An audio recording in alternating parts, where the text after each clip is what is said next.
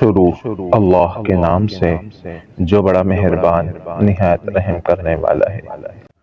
حضرت عبداللہ ابن عمر راوی ہے کہ رسول اللہ صلی اللہ علیہ وسلم نے ارشاد فرمایا، مجھے اللہ تعالیٰ کی جانب سے حکم دیا گیا ہے کہ میں دین دشمن لوگوں سے اس وقت تک جنگ کروں جب تک کہ وہ اس بات کی گواہی نہ دے دیں کہ اللہ کے سوا کوئی معبود نہیں اور محمد صلی اللہ علیہ وسلم اللہ کے بھیجے ہوئے رسول ہیں، نیز نماز پڑھیں اور زکوٰۃ دیں۔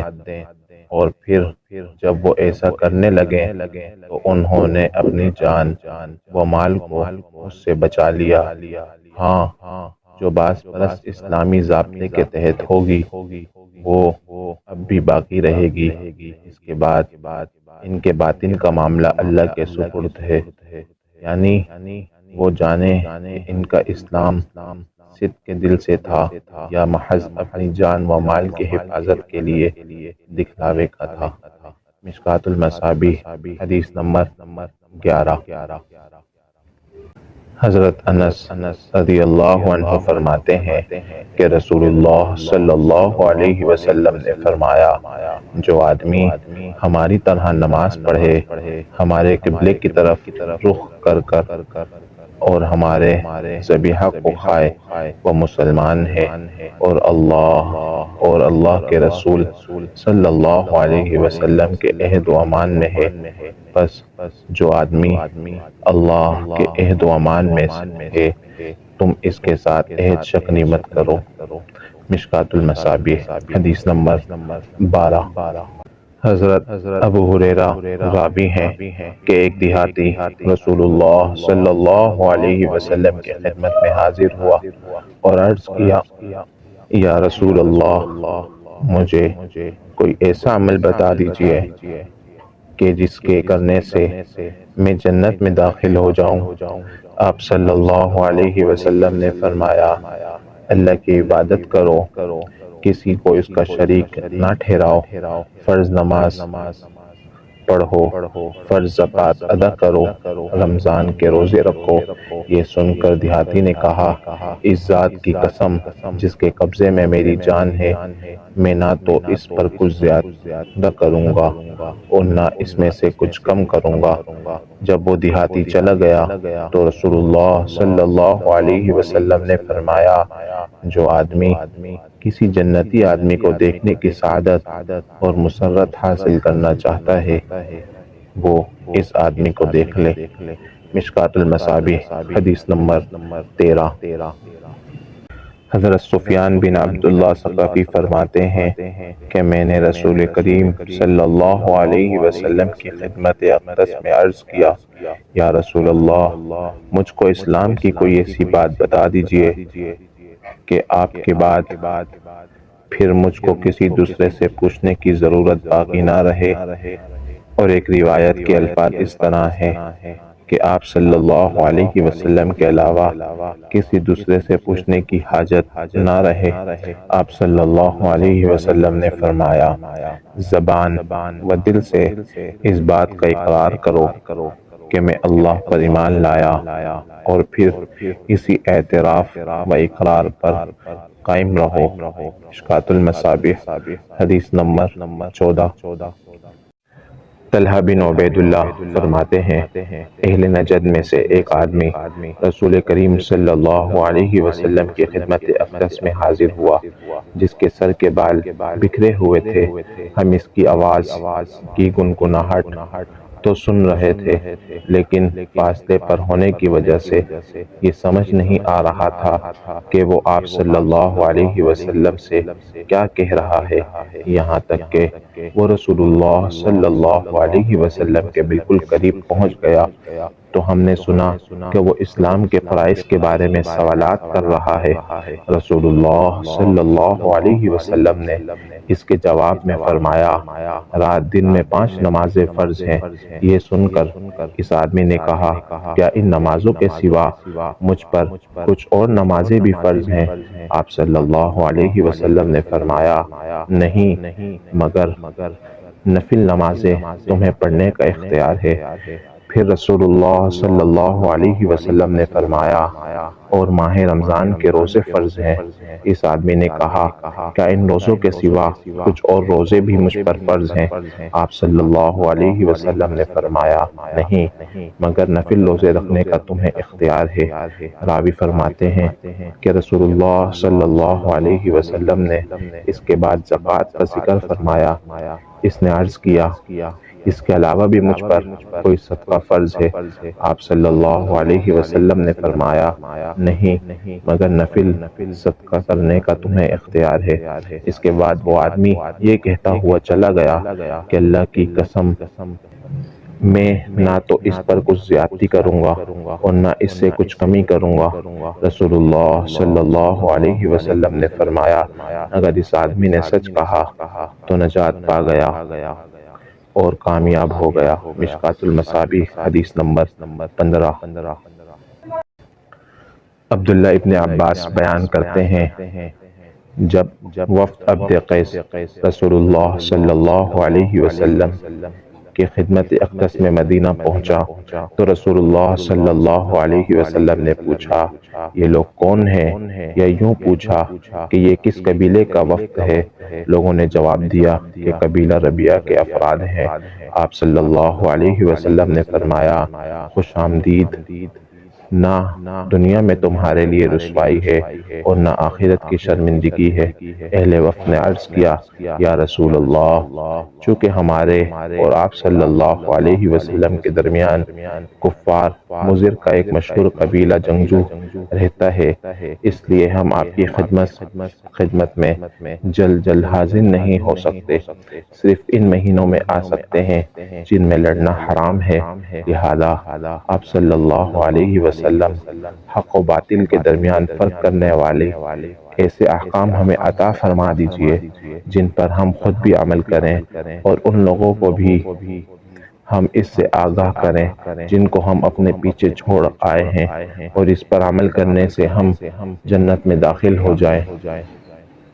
اور اسی کے ساتھ انہوں نے ان برتنوں کے بعد بھی پوچھا جن میں نبیذ بنائی جاتی ہے کہ کون سے استعمال میں لائے جا سکتے ہیں اور کون سے نہیں۔ آپ صلی اللہ علیہ وسلم نے ان کو 4 باتوں کا حکم دیا اور 4 باتوں سے منع کیا۔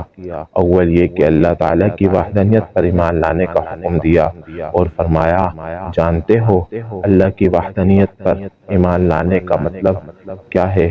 انہوں نے عرض کیا اللہ اور اس کے رسول ہی خوب جانتے ہیں۔ آپ صلی اللہ علیہ وسلم نے فرمایا جانتے ہو کہ اللہ کی وحدانیت پر ایمان لانا اس حقیقت کی شہادت دینا ہے کہ اللہ کے سوا کوئی معبود نہیں اور محمد صلی اللہ علیہ وسلم اللہ کے رسول ہیں۔ نمبر 2 نماز پابندی سے پڑھنا، زکوٰۃ دینا اور ماہ رمضان کے روزے رکھنا، اور ان 4 باتوں کے علاوہ بعد میں آپ صلی اللہ علیہ وسلم نے مال غنیمت میں سے 5واں حصہ دینے کا حکم بھی فرما دیا اور ان 4 برتنوں کے استعمال سے منع فرما دیا۔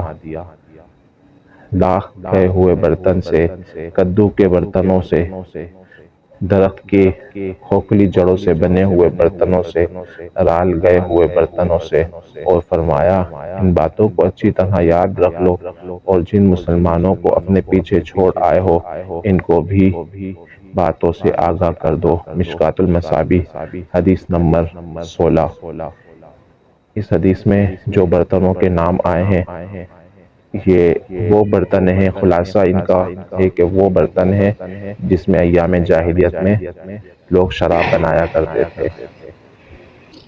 عبداللہ بن صامت فرماتے ہیں کہ ایک دن رسول اللہ صلی اللہ علیہ وسلم نے صحابہ کی اس جماعت کو جو آپ صلی اللہ علیہ وسلم کے ارد گرد بیٹھی ہوئی تھی مخاطب کر کے فرمایا مجھ سے ان باتوں پر بیعت کرو کہ اللہ کے ساتھ کسی کو شریک نہ کرو گے، چوری نہ کرو گے، زنا نہ کرو گے، افلاس، بھوک یا غربت کے ڈر سے اپنے بچوں کو قتل نہ کرو گے، جان بوجھ کر کسی پر بہتان تراشی نہ کرو گے، اور شریعت کے مطابق تمہیں جو احکام دوں گا اس کی نافرمانی نہیں کرو گے۔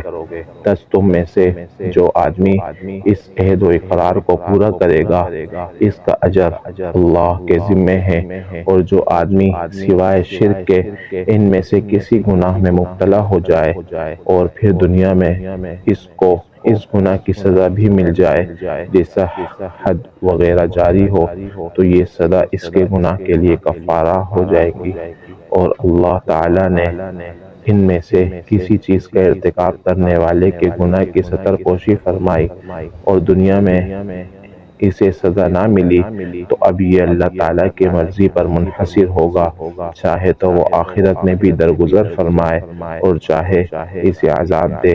راوی فرماتے ہیں کہ ہم نے ان سب شرائط پر آپ صلی اللہ علیہ وسلم سے بیعت فرمائی۔ مشکوٰۃ المصابیح حدیث نمبر 17۔ ابو سعید خدری رضی اللہ عنہ سے روایت ہے کہ رسول اللہ صلی اللہ علیہ وسلم ایک مرتبہ عید الفطر یا بقرہ عید کی نماز کے لیے عیدگاہ تشریف لائے ہوئے تو عورتوں کی ایک جماعت کے پاس بھی تشریف لے گئے جو نماز کے لیے ایک الگ گوشے میں جمع تھی، اور ان کو مخاطب کر کے فرمایا کہ اے عورتوں کی جماعت، تم صدقہ و خیرات کرو، کیونکہ میں نے تم سے اکثر کو دوزخ میں دیکھا ہے۔ یہ سن کر ان عورتوں نے کہا یا رسول اللہ، اس کا سبب؟ رسول اللہ صلی اللہ علیہ وسلم نے فرمایا تم لعن و طعن بہت کرتی ہو اور اپنے شوہروں کی نافرمانی و ناشکری کرتی رہتی ہو، اور میں نے عقل و دین میں کمزور ہونے کے باوجود ہوشیار مرد کو بیوقوف بنا دینے میں تم سے بڑھ کر کسی کو نہیں دیکھا۔ یہ سن کر ان عورتوں نے عرض کیا یا رسول اللہ، ہماری عقل اور ہمارے دین میں کیا کمی ہے؟ آپ صلی اللہ علیہ وسلم نے فرمایا کیا ایک عورت کی گواہی آدھے مرد کی گواہی کے برابر نہیں؟ ایسا نہیں ہے کہ شریعت میں دو عورتوں کی گواہی ایک مرد کی گواہی کے برابر سمجھی جاتی ہے؟ انہوں نے کہا جی ہاں ایسا ہی ہے۔ آپ صلی اللہ علیہ وسلم نے فرمایا اس کی وجہ تو عورت کی عقل کی کمزوری ہے، اور کیا ایسا نہیں کہ جس وقت تم حیض کی حالت میں ہوتی ہے تو نہ نماز پڑھتی ہیں اور نہ روزہ رکھتی ہیں؟ انہوں نے کہا جی ہاں ایسا ہی ہے۔ آپ صلی اللہ علیہ وسلم نے فرمایا یہ اس کے دین میں نقصان کی وجہ ہے۔ مشکوٰۃ المصابیح حدیث نمبر 18۔ ابو ہریرہ رضی اللہ عنہ فرماتے ہیں کہ رسول اللہ صلی اللہ علیہ وسلم نے فرمایا اللہ تعالیٰ فرماتا ہے کہ ابن آدم یعنی انسان مجھ کو جھٹلاتا ہے، اور یہ بات اس کے شایان شان نہیں، اور میرے بارے میں بدگوئی کرتا ہے، حالانکہ یہ اس کے مناسب نہیں۔ اس کا مجھ کو جھٹلانا تو یہ ہے کہ وہ کہتا ہے جس طرح اللہ تعالیٰ نے مجھ کو اس دنیا میں پہلی مرتبہ پیدا کیا، اسی طرح وہ آخرت میں مجھ کو دوبارہ ہرگز پیدا نہیں کر سکتا، حالانکہ دوبارہ پیدا کرنا پہلی مرتبہ پیدا کرنے کے مقابلے میں مشکل نہیں، اور اس کا میرے بارے میں بدگوئی کرنا یہ ہے کہ وہ کہتا ہے اللہ نے اپنا بیٹا بنایا، حالانکہ میں تنہا اور بے نیاز ہوں، نہ میں نے کسی کو جنا ہے اور نہ مجھ کو کسی نے جنا ہے، اور نہ کوئی میرے برابری کرنے والا ہے۔ مشکوٰۃ المصابیح حدیث نمبر 19۔ حضرت ابو ہریرہ رضی اللہ عنہ فرماتے ہیں کہ رسول اللہ صلی اللہ علیہ وسلم نے فرمایا کہ اللہ تعالیٰ فرماتا ہے ابن آدم یعنی انسان مجھے تکلیف دیتا ہے اس طرح کہ وہ زمانے کو برا کہتا ہے، حالانکہ زمانہ کچھ نہیں، وہ تو میں ہی ہوں، سب تصرفات میرے قبضے میں ہیں، اور شب روز کی گردش میرے ہی حکم سے ہوتی ہے۔ مشکوٰۃ المصابیح حدیث نمبر 20۔ اسی طرح کی اور احادیث اور دعا وغیرہ سننے کے لیے ہمارے چینل کو سبسکرائب کیجیے۔ السلام علیکم ورحمۃ اللہ وبرکاتہ۔